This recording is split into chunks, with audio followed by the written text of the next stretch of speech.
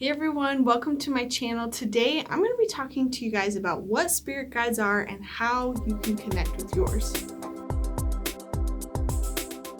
A lot of people believe that we all have spirit guides. We have spirit guides that are individual to us. We have spirit guides that are shared. But at their basis, we all have them and they sort of appear to us in different ways.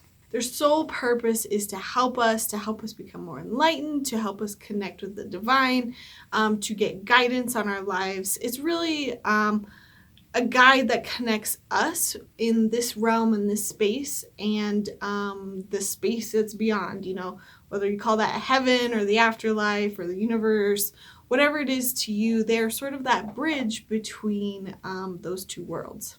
They are their own entities. They have their own agendas, their own biases.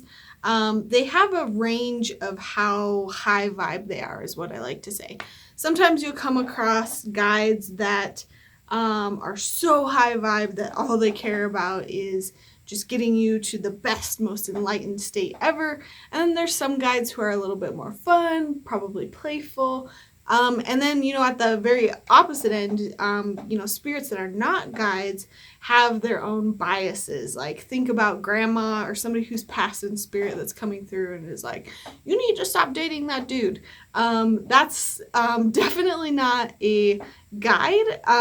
When they have more of that high vibrational energy and they care more about being of service to you and everyone on earth, that's kind of how I categorize spirit guides.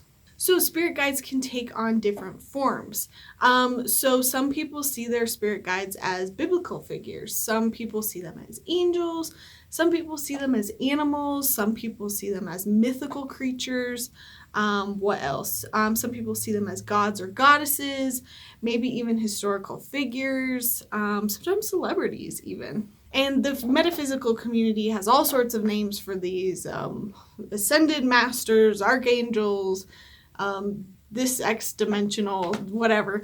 You'll find that a lot of people have come up with all these elaborate names, and that's just their way of categorizing them and systemizing them. But just know that spirit guides don't quite work like that. They don't fit perfectly in a book. They appear differently to different people. So guides can have different names, different appearances. Even though you might have a horse guide and I have a horse guide, they could be two totally different guides. So the point I'm trying to make here is to not get too caught up on what somebody says your guide looks like or is, because really it's about your personal relationship with your spirit guide and you figuring out what they mean, what they look like to you. Spirit guides can also be temporary or permanent in your life. Sometimes you'll have a guide that sticks with you your whole entire life. And then sometimes you'll have guides that are just coming in to really help with maybe a certain moment in your life. I also believe that spirit guides can change forms. So if you don't really like a certain image or you're not resonating with kind of how they're appearing to you, they aren't stuck in their bodies kind of like we are. They can change how they appear. And I've had this happen with my guides before because somebody gave me a reading, told me I had a guide that looked a certain way, and I just couldn't connect with it. And I was like, guide, I don't know, why am I not connecting with this image? Why can't I connect with you? And they're like, you know what? That's how they were perceiving me. I'm going to give you this image instead. And so then I was able to connect with that guide a lot easier. And I think that's why we have spirit guides that are sometimes out of a book or sometimes out of a show that we watched. And we're kind of like, oh my gosh, my guide is out of this book. Is that crazy? But really, I think our guides change kind of their appearance to better connect with us. That's all they care about at the end of the day, is being able to connect with us. And if that means changing their image to better suit us, then that is easy for them to do. And when I say change their image, I'm getting into a whole can of worms here, but I don't think that they're literally like morphing and changing. I think it's more of just the translator that we're receiving psychic information from. They're just changing the information they're sending us so that we are able to connect with them better. I don't think they truly have any of these forms. I don't think they're truly mermaids or they're truly a deer or they're truly look like this person. I think that I sort of see them as orbs of energy, but I think what they do is they give us images, they give us objects to sort of attach themselves to, so that it's easier for us in these bodies and these minds to be able to conceptualize them. So knowing that there's a ton of guides out there and a ton of different ways you can see them and interpret them, just keep in mind that even if you open up a spirit guide book or a goddess book and you're looking through, what is this goddess, what is this spirit guide or this angel mean, know that you can take bits and pieces that resonate with you. If you're looking up an angel and only a piece of it works for you, hold on to that. You have to trust your gut at the end of the day and not force something. And if it just doesn't feel like it resonates with the energy that you're picking up, you're probably right. So how do we connect with our spirit guides? I would say definitely before you jump into this, if you feel like your psychic boundaries are sort of iffy, or you're really good at letting things in, or you're just too empathic, please check out my Basic Psychic Skills Part 1 course. I go over boundary setting, how to turn on and off your ability, how to make sure that you're not talking to the wrong entities. I think that stuff is very important before you try to communicate with any sort of spirit, because you do not want to be communicating with any negative spirits. That's very important. At the most rudimentary level, you are probably already connecting with your guides. This can be signs or objects that you get. You might have little things happen in your house that you're like, what was that? Maybe a song starts playing in your car. These are very little ways that you can be connecting with your guides already. A lot of people also like see numbers or sequences.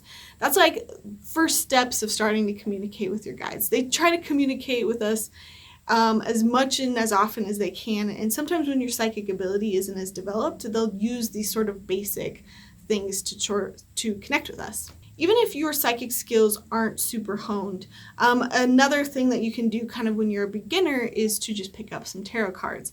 I have a quick little guide on how to just get started with your first deck.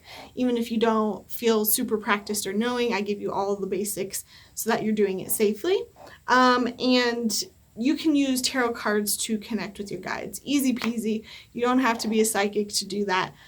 Just watch that video and you can pull up a deck of cards and ask questions and start to develop that relationship with them. On the opposite end, I think when you start to do more meditations and shamanic journeys, I think that's when you really can connect with your guides at the best level. You can also connect with them in dreaming, but that's a little bit harder to control. But eventually you can get to a point where you're sitting down to have a meditation to chat with them, or you're sitting down to do a whole shamanic journey, which is like, I would say, an even higher level above of being able to connect with your guides in real time. Another side way that you can connect with guides is if you go to a Reiki session. If you do a Reiki session with somebody, it's sometimes one of the easiest ways you can start to learn how to connect with your guides, because you have to sit there and you're forced to not move, and they're usually bringing in all this energy and it's really hard not to feel it. So a Reiki session is another way you can connect with your guides. My number one way of connecting with your guides, though, is learning how to strengthen your psychic ability. At a very general level, what you'll end up doing is you'll call out to your guides. You'll have a picture of them, have their name in front of you, whatever it is. Maybe you don't even know what they look like yet. You just say, spirit guides of my highest and best good, I want to meet you.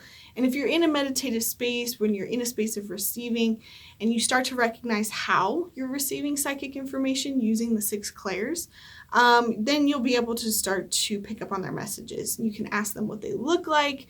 You can ask them what messages they have for you. When you're connecting with your guides, you want to also know how to differentiate messages or psychic hits that are symbolic, or messages or psychic hits that are very literal. So sometimes you'll get an answer from your guide, and sometimes people will take that way too literally, when really maybe it stood for something else. Like, pretend you saw a beach or something and you're like, oh my gosh, my guides told me I need to go on vacation.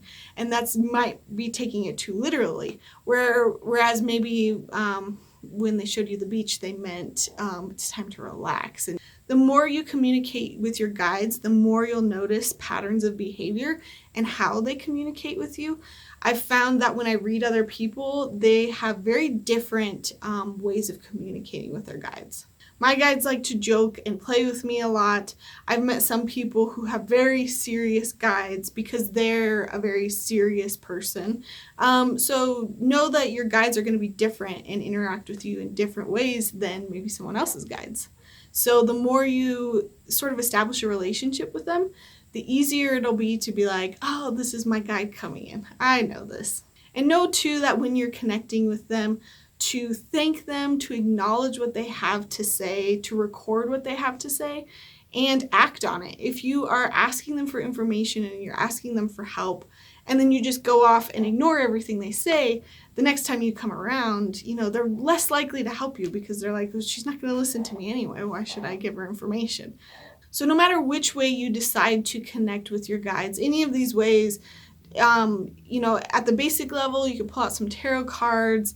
And if you're a little bit more advanced with your psychic ability, you can do meditations and shamanic journeying. Just know that acting on these things, thanking them, is only going to strengthen your psychic ability, and it's only going to establish more of a trust and relationship with your guides, and you're just going to be able to connect with them a lot easier. So I hope that introductory video is good for just knowing what spirit guides are in general and how you can start connecting with them. I know it's very basic, but I have a lot of other links in the description below to sort of send you off on these little journeys, whatever you're resonating with. Maybe you're really like, oh, that shamanic journey thing sounds cool, or maybe I should learn how to set my boundaries first before I jump into all of this. I have all sorts of information on my channel. I want to make sure that you guys are safe and you're educated as you're learning how to grow your psychic ability. Let me know if you have any questions in the comments below. This stuff is just so second nature to me that I often forget how to describe it very well. So leave me questions you might have in the comments below. Thank you guys so much for watching. And remember, at the end of the day, when you're connecting with your guides, trust your intuition. You're going to know who they are, what they are, and what they have to say more than anyone else.